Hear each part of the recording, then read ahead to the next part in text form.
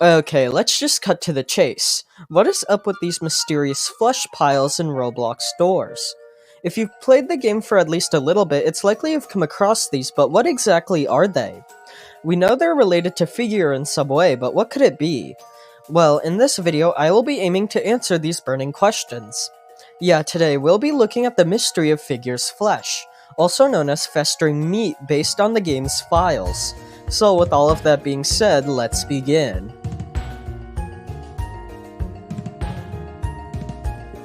Alright, so to start, I'd like to explain the basic level information about these piles of meat. You see, these decorations are known as what I like to call physical entity detectors.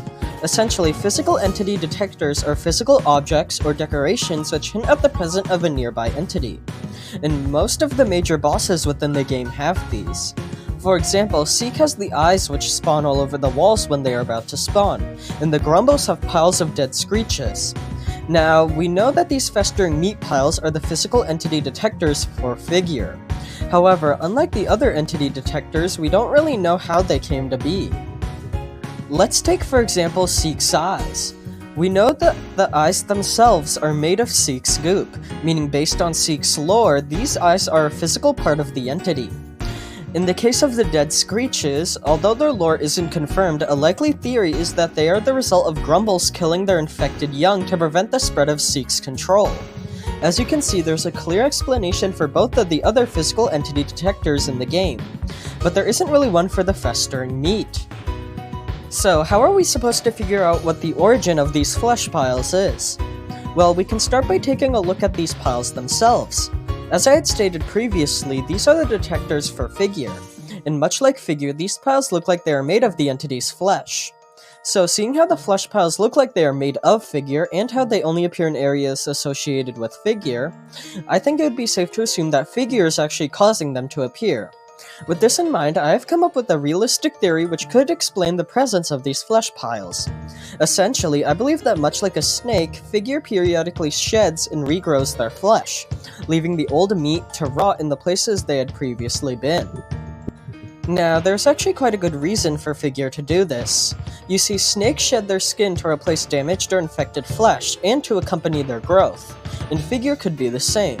After all, the entity is made out of exposed tissue, which is very perceptible to damage, so the constant need to replace it would make sense to ensure the creature's survival. However, although we have found a likely solution for the original mystery, there are still some questions relating to these meat piles. You see, unlike most other physical entity detectors, festering meat can appear in areas the Figure entity itself hasn't ever been in, or it doesn't appear at all in areas where Figure is present. And I'll be explaining both of these scenarios. Okay, so the first thing I'd like to discuss regarding this is the courtyard basement. This is a secret cellar-like area found underneath the courtyard, and in addition to being overgrown, the meat piles appear in this room, more specifically behind the gated-off area. Now, it doesn't take a genius to realize Figure doesn't appear at all in the courtyard, so how could these meat piles be present here? Well, I actually think I found an explanation as to how these meat piles are inside of the courtyard basement. You see, we know as confirmed by the developers that Figure is able to travel across the hotel through player-inaccessible paths to get from one point to another. And given how there are two inaccessible doors in the courtyard basement where these meat piles are located, it can be assumed that through these doors is one of the paths Figure used. What likely happened is Figure came out of one door, shed their skin in the courtyard basement, then went into the other door to continue their journey, leaving behind the piles of festering meat. Okay, so with that out of the way, the next thing I want to talk about is the library. You see, although these meat piles appear everywhere else the player encounters Figure, they don't appear in the library despite the entity being there. At first I was stuck as I couldn't really find an explanation for this phenomenon, but then I looked at where else these meat piles appeared.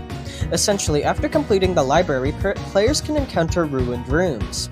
These are rooms which are canonically, as confirmed by the developers, destroyed by Figure. And since Figure was once in these rooms, festering meat is also present here.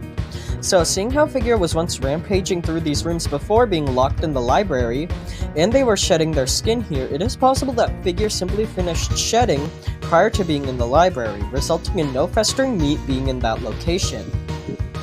Lastly, the final location of the meat piles I'd like to discuss is the castle. Essentially, after completing floor 2 and making your way to the entrance of the castle, you can find a pile of festering meat on the ground. Now, although Figure isn't present at the castle as of now, I think that this meat pile is here to hint at the entity's return in floor 3.